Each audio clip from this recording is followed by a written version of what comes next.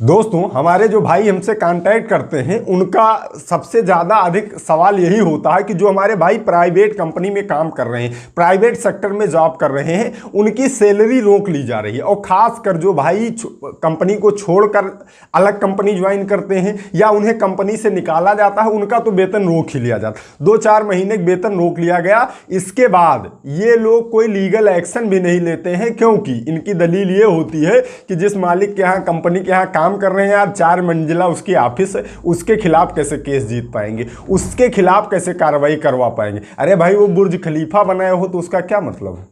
कानून सबके लिए बराबर है। अगर उसने वेतन रोका है तो उसके खिलाफ आप कार्रवाई करवा सकते हैं, आप अपना वेतन वसूल कर सकते हैं। इसमें कौन सी बात हुई? आप बताओ, एक जो पन्नी बीनने वाला लड़का है वो रोड क्रॉस करेगा तो वो बिल्कुल फुल कॉन्फिडेंस में रोड क्रॉस करता है। अगर कोई साहब की गाड़ी फॉर्चूनर आ रही है, उसको हाथ दे देगा, हे साहब रोको जरा, हम निकल रहे हैं बाहर पे। अब वहीं एक बड़े मालिक का देखो लड़का अगर क्रॉस करे, 10 बार सोचेगा फिर उसके बाद रोड क्रॉस करेगा, तो उनका कलेजा भी इतना बड़ा ही होता है। और कानून सबके लिए होता है। वो 4 मंजिले का ऑफिस नहीं, चाहे बुर्ज खलीफा बनाए हो, अगर आपका 10 रुपया सैलरी आपका रोके हैं तो उनको 10 रुपया देना पड़ेगा। अगर नहीं देंगे तो जेल जाना पड़ेगा। आज की इस वीडियो में यही बताऊंगा। पूरी वीडियो में बने रहिए, पूरा स्टेप बाय स्टेप मैं आपको बताता हूं और बिल्कुल एग्जैक्ट आपको सॉल्यूशन क्या हो सकता है और कम समय में उससे अपना वेतन वसूलने के लिए कंपनियों से एग्जैक्ट सॉल्यूशन क्या हो सकता है, आज इसी विषय पर बात करने वाले हैं। तो दोस्तों नमस्कार, मेरा नाम ओम प्रकाश सांडिल्य है और आप देखना शुरू कर चुके हैं सांडिल्य स्कूल ऑफ लॉ। पहले आप कानून के बारे में समझिए। कानून जो है वह मजदूरी भुगतान अधिनियम की धारा 4 ये कहती है कि अगर किसी व्यक्ति को नौकरी से निकाला गया है या व्यक्ति नौकरी छोड़कर गया है तो रोजगार समाप्त होने के दिन से दूसरे कार्य दिवस की समाप्ति से पहले उस व्यक्ति की जितनी भी सैलरी बनी है उसका भुगतान किया जाएगा। ये मजदूरी भुगतान अधिनियम की धारा 4 कहती है।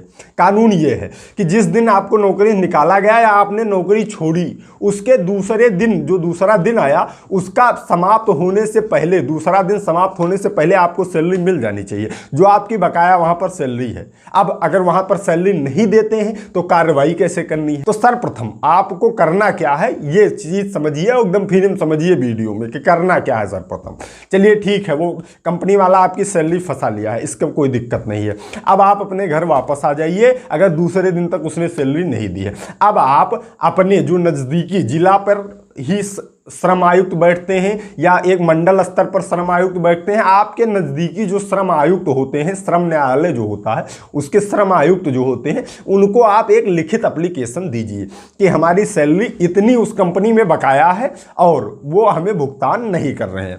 ठीक है, अगर भुगतान नहीं कर रहे हैं तो श्रम आयुक्त जो है उस पर कोई अपनी कार्रवाई करेंगे। श्रम आयुक्त अगर कार्रवाई करेंगे, अगर श्रम आयुक्त के भी, अगर श्रम आयुक्त भी प्रशासनिक अधिकारी हैं, अगर वो भी किसी भी प्रकार से मैनेज हुए या उनकी कार्य क्षमता से बाहर का मामला हुआ तो वो न्यायालय को सौंप देंगे कि ये श्रम न्यायालय में चला जाएगा मामला। अब श्रम न्यायालय से फैसला आने के बाद आपको मजदूरी मिलने वाली है।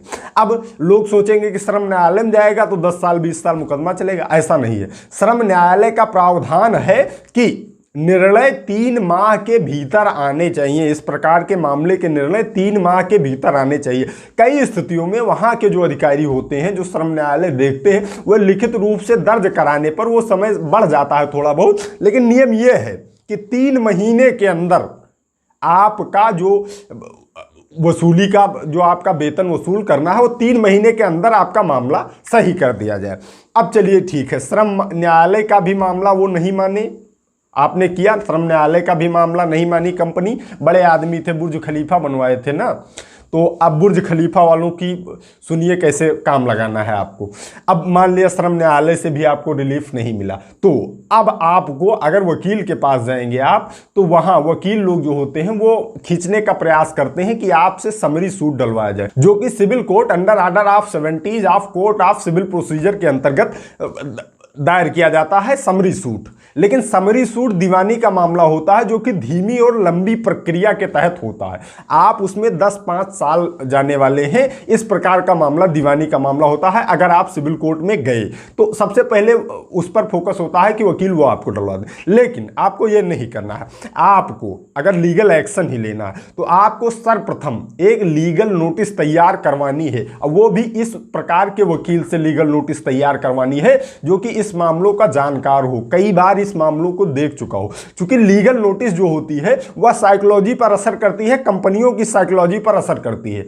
लीगल नोटिस ऐसी होनी चाहिए कि वह उनको ज्ञात करा दे कि अगर आपने इसका वेतन नहीं दे दिया तो अंजाम क्या होने वाला है।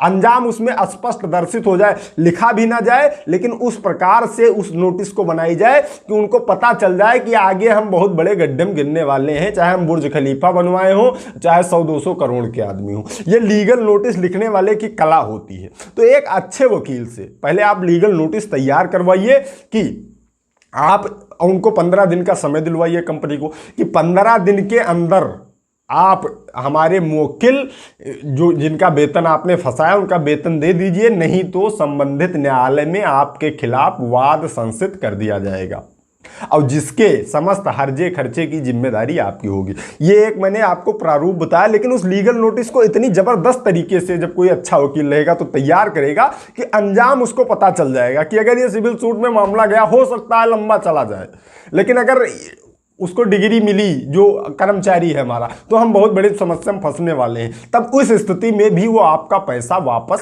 कर देते हैं।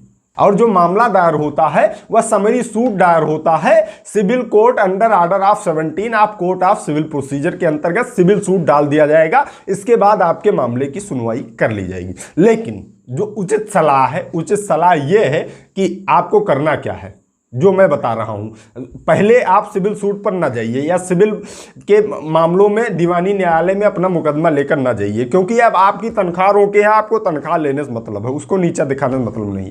आपको अगर तनख्वाह अपनी लेनी है तो पहला काम लीगल नोटिस और एक किसी अच्छे अधिवक्ता से जो इन सारे मामलों को कई बार देख चुका हो, उससे लीगल नोटिस जबरदस्त तैयार करके उनके पास भिजवाइए। अगर उनको अंजाम का पता लग गया, उस लीगल नोटिस में ऐसा लिखा गया तो कि क्या मेरे साथ होने वाला है, तो वो आपका वो दे देंगे। दूसरा मामला यह है कि आप पुलिस से भी जा सकते हैं। इसमें अधिवक्ता आपको रिकमेंड कर सकता है, अधिवक्ता एक पूरी फाइल बनाए और कि इस प्रकार से इनका मामला था, वहाँ रोके हैं, तो पुलिस केस भी कर सकते हैं। पुलिस में भी आप जा सकते हैं कि हमारी सैलरी दिलवा दी जाए उनसे, वहाँ पर जाकर तो पुलिस का भी मामला होगा तो अक्सर स्थिति में दे दिया जाए। अब इन सब मामलों से और जो मैंने पहले बताया श्रम वाले मामलों का, श्रम आयुक्त से मिलने का, इन सब के बाद जब आपका हल ना निकले तभी आप दीवानी समरी सूट में जाइए। उससे पहले आपको दीवानी समरी सूट में नहीं जाना है। अगर वकील साहब कह भी रहे हैं तब भी नहीं जाना है, आप ये मानिए। पहले इन सारी प्रक्रिया को फॉलो कीजिए। अब अगर वकील साहब कह रहे हैं कि समरी सूट डालना है तो वकील साहब से कहिए कि इन सारी प्रक्रिया को पहले कंप्लीट कर लीजिए, इसके बाद अगर कोई रिजल्ट नहीं आएगा तो समरी सूट तो एक विकल्प है ही। तो सबसे पहले आपको लीगल नोटिस करनी है, पुलिस के पास जाना है, श्रम न्यायालय, श्रम आयुक्त के पास जाना है। इन सारी चीज़ों से जब भी इलाज न मिले तब आपको समरी सूट दीवानी न्यायालय में जाना है। तो मेरे हिसाब से 1-2 स्टेप में, 100 में से 1-2 केस में ही समरी सूट पर मामला जाता है, अगर इन सारी स्टेप को आप फॉलो करें। नहीं तो हर नियोक्ता कोई भी फंसना नहीं चाहता है, वह दे देता है, सैलरी वापस कर देता है। तो दोस्तों इतने सारे तरीके बताए कि मैंने कि कैसे आप अपनी सैलरी अगर कोई किसी कंपनी ने फंसा ली है तो उससे आप वापस ले सकते हैं। तो दोस्तों उम्मीद करता हूं यह वीडियो आप सभी के लिए हेल्पफुल रहा होगा। आज की इस वीडियो में इतना ही, मिलते हैं अगली प्रॉब्लम सॉल्विंग वीडियो में। तब तक आप सभी लोग अपने स्वास्थ्य का ख्याल रखिए, कानून की जानकारी, अपने अधिकारों की जानकारी इस चैनल के माध्यम से लेते रहिए, मामलों से बच के रहिए। I love you all. जय हिंद, जय भारत।